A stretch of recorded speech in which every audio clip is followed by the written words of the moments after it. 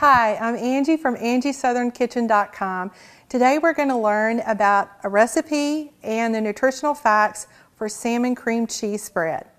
Salmon is very good for you. The salmon that I've selected today is smoked, so it's cooked with no fat, and it's got a lot of omega-3s in it, and it is a very good protein source for you.